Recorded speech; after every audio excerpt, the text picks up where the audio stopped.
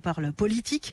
Ensemble, Jean-Philippe, Sophie, vous avez voté au premier tour Emmanuel Macron, mais pas pour les mêmes raisons. Sophie, qu'est-ce qui vous a poussé, vous, à faire ce choix? Moi, j'ai voté Emmanuel Macron pour faire barrage à Marine Le Pen.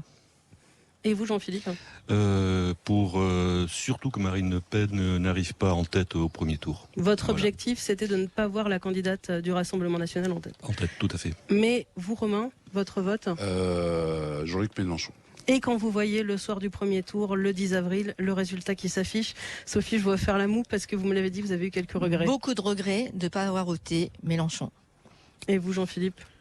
Oui, non, j'ai pas eu de regrets puisque j'avais voté Macron, donc il est arrivé en tête très bien, mais c'est vrai qu'on peut être surpris du score de Mélenchon quand même.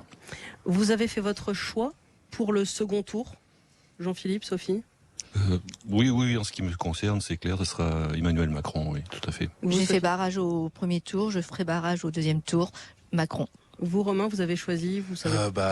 Logiquement, ce serait Macron. Moi, je ne suis pas là. Je vais essayer de faire vote à distance et me faire parrainer par quelqu'un qui aille voter pour moi. Mais sinon, oui, pas le choix, Macron. Enfin, pas le choix, pour moi.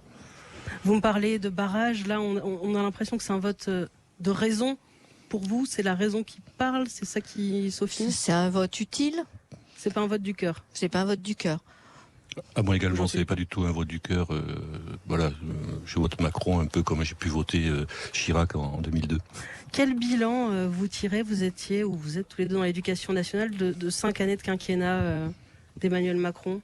Je vois vous regarder tous les deux, Sophie. On va parler de Monsieur Blanquer. Monsieur Blanquer qui est resté 5 ans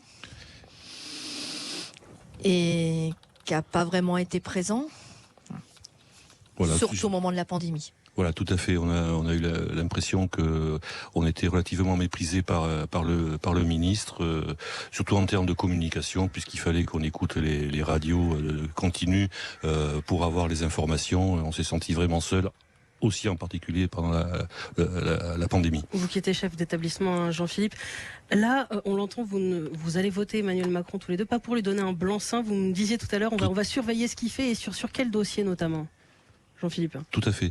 Alors sur les dossiers, je dirais, je pense aux retraites puisque Sophie est concernée, mais également voir ce qu'il va proposer et faire, par exemple sur les problèmes climatiques, par exemple. Vous, Sophie? Tout à fait. Voir tout ce qu'il promet sur la revalorisation des retraites, la progression du point d'indice des fonctionnaires, voir s'il va tenir. Moi, j'ai des doutes. Et aussi du point de vue climatique.